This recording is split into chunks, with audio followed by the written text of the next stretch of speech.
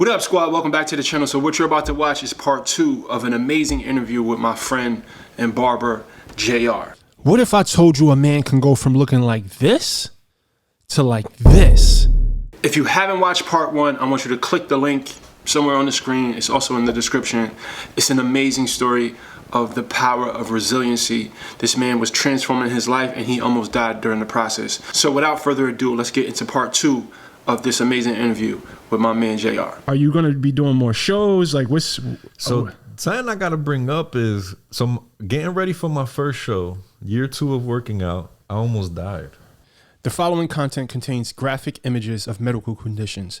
Viewer discretion is strongly advised. I contracted some crazy ass bacteria that started eating at my stomach, and I ended up having sepsis.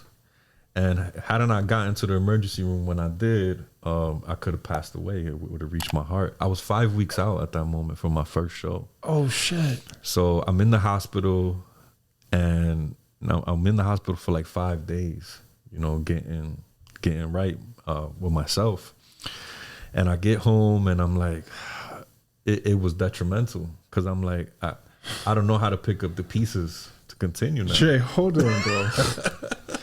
Bro, wait. Because I seen the photos online, and I don't know if I thought it was from the surgeries, like the shoulder stuff. So you had overcome all the shoulder surgery and everything that was going on up here, right? Yeah. You rehabbed your body. You start to prepare for a show. Mm-hmm. You're 5 weeks out from the show, and then you get a bacterial infection, and then so was that another surgery? Like what? It wasn't a surgery. It was legit a hole in my stomach. Like I want to show you, but it started off as a ingrown, and I plucked it.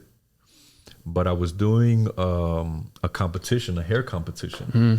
So when we went to the site, it was like a post-apocalyptic theme. Mm. So I'm throwing like sand on me, dirt, oil. Oh, I think I seen photos from that. Yeah, so here I am, an educator of hair, and it didn't dawn. Like, you have an open wound there, and you just threw so much stuff in there. And 2 days later, I thought I had an abscess. So I go to patients first, and I'm like, I think I got an abscess. Doc looks at it. Yeah, it's an abscess. I go home, he gives me antibiotics. It's not getting better. I think the third day, I'm in a fever in the middle of the night. And I tell my wife, something's wrong. I'm not feeling good at all. Like, I'm feeling like I'm coming in and out. So let's go to the ER. We get to the ER. And when we get there, the doc, who ended up being a customer, you know, he's like, hey, man, like, we got to save your life right now. Like, you're. This was like some real life-threatening shit happening. Yeah. I'm thinking he joking, because, you know, he was a customer, and he's like, nah, man, like, we need to rush you upstairs. Like, you can die, man. You're in sepsis right now. If it reaches your heart, that's it. So I'm like, yeah, whatever you got to do, you know. And so, bro, huge rush. Everything was rushed. These antibiotics I had to take, which was through IV. These 2 bags of different strong antibiotics. In a hazardous room, so nobody could see me, and without wearing a smock, because it was contagious as well. So I'm just like, at that point, they didn't let my wife be with me, so I'm just dolo dealing with this, thinking I'm 5 weeks out. Like, you know, everything was going great, bro. You know? And it's like, why am I here again? You know, why am I going through this again? Yo, so the mental in that moment. Yo, how the fuck do you get through all of this shit, bro? Truly. God, man. Like, for real. Like, faith has been, has moved up to the #1 spot in my life now. You know, and I figure that it's a taboo subject for some people, and some people will call it the universe or whatever you want to name it. It doesn't matter. But you got to understand that you're not in control.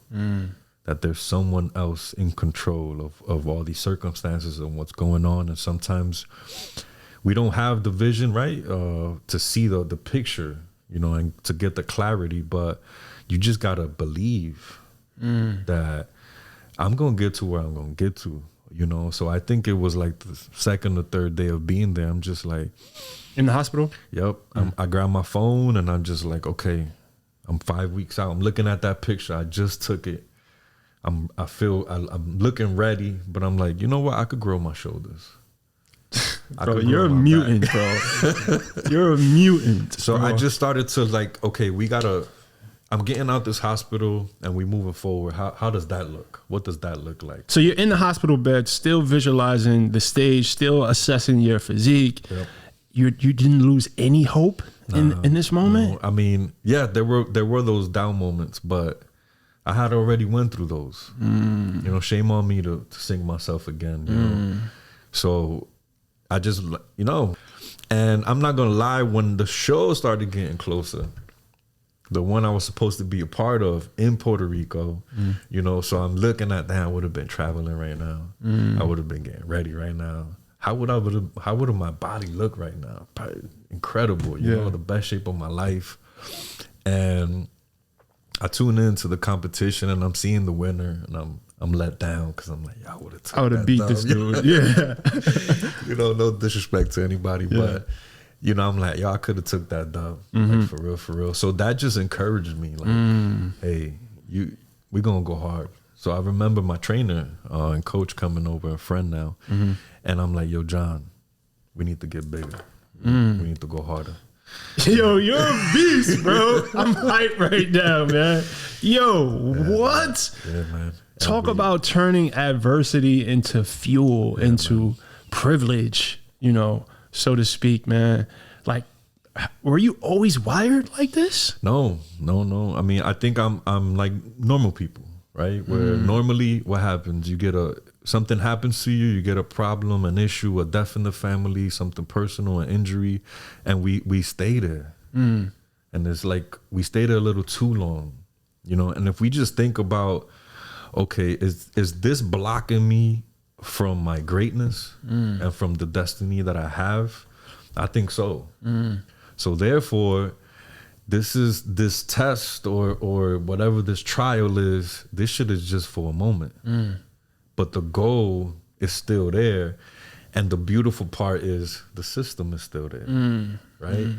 And since I have the system, I know I got the proof now too. So it's just like, yo, how quickly. So when I remember going to the doctor and it was like, yo, when can I get in the gym? Like, when can I start moving around? But see, this is not how most people experience this sort of hardship, right?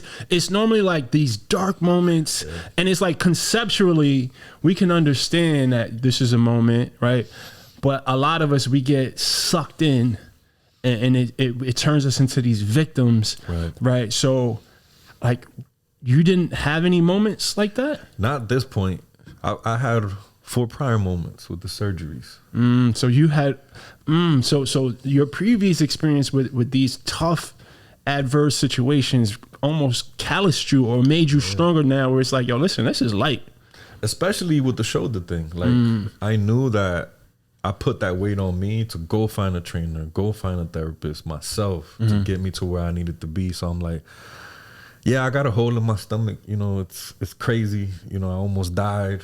You know, but all of that is almost. You know, you hit. I still got to keep going. You know, I still got breath in my lungs. I still got fight in me. You know, and I got people that I don't even know and haven't met yet that are depending on me. You know, and I'm like, I don't know how many people I'm gonna touch. You know, so I need to keep going. You know. And here's a little shameless plug. That's why I named my page Resurrected Physique, because I was about to die, you know, and now the purpose of like, okay, this just adds to the story. Don't take away from it, you know? And we just kept on, bro, and got ready for the next competition. A lot of people, when they do their first comp, they do it locally. You know, they get the moral support. They get the. I ain't care about where we went. You know, luckily I got credited from that competition, and we were coming up to the end of last year. I reached out to the guy, and no lie, it was kind of the last show. He's like, "Hey, I got a show in October in Tampa. You want to come to that? Then I'll credit you the show and for everything you paid for." Spoke to the coach. Like, yo, can we get ready for that? And he's like, 100%, let's do it. So we go hard. I mean, hard. Word is born. Rocky shit. Rocky shit. So we going hard. We getting ready for that. The diet is there. Everything is there. That was tough because, week 5 is easy. Week 4 is easy. Week 3 is tough. Real tough. You know, you're on almost no carbs. You know, it's an incredible process to see what your body is able to deal with. You know, and man, we get to the show and we win, man. Like, it was an overwhelming feeling of accomplishment. And at the same token, it was just like, this is more than what I asked for. You know what I'm saying? And I thank God and I'm blessed for that. But yeah, man, we took 4 medals and a trophy home, you know, and respect. We took respect home. All right. So to wrap up, right, you spoke about there's someone who you may not even know who is depending on you to push through this, right? And I tell people all the time, you have to make this journey about other people, your family, your friends. Like you said, it may be people who you don't even know who needs the inspiration from you pushing through in that hard moment. Talk to me, because this seems purposeful, right? And understanding the purpose of all of these trials, bro. You've been through so many surgeries and all of these moments where you felt like almost facing death, bro. Talk to me about how having purpose, it sounds like the thing that really, really drove you probably pretty much all your life. Like, talk to me a little bit about that. You come into my shop, Parlor Barbershop, Virginia Beach, Virginia. Yeah, no doubt. All the information for his shop will be in the description as well. But you come into my shop, and even on our business cards, you know, it says we're family. You know, because I truly believe that, you know, and I truly believe that helping people is the only way. It's really the only way. And we all have our superpower, whatever that is, you know. For me, I think it's cutting hair and being able to interact with those people and have a common interest. For you, is the coaching, is the fitness side of it, and even some of the wealth side. Because I'm not going to lie, there's been times, you know, to deviate a little bit, that I done DM'd you or texted you like, yo, if it wasn't for you, man. So there were moments where, like you said, motivation ain't there. I don't want to go to the gym today. I don't want to do that. I don't, you know, and I might be like, I'm just going to get on the gram, you know, and I get on the gram and you pop up like, and you saying the same shit. And then you're like, but I'm going to the gym. And I'm like, fuck, I got to go to the gym. You know what I'm saying? So unknowingly, you know, you're doing that. Like, I don't have to text you to tell you, yo, you just motivated me. You did that, you know, and whether or not that's your intention, and that's the thing with people, like, whether or not you intend to impact somebody, just who you are can. So why not walk in the light of being the best version of yourself? Yeah. So that way, when you reach people, when you touch people, unknowingly or knowingly, the impact is the same. The living embodiment, yes, sir, of your message, of your mission. Listen, you're a special human being, man. I'm glad I know you. I'm glad our paths crossed. I'm glad we had this conversation. I'm inspired, bro. And that's the best gift you can ever give to another human, I believe, is inspiration. So thank you for digging deep and, you know, reaching for that strength. Thank you for loving on people, you know. And yeah, bro, I'm looking forward to witnessing what's next for you, bro. Word. I gotta get back in the chair. Back to the chair. I just saying, I gotta get back in the chair, bro. Word, man. All right, much love, man. That shit is dope. All right.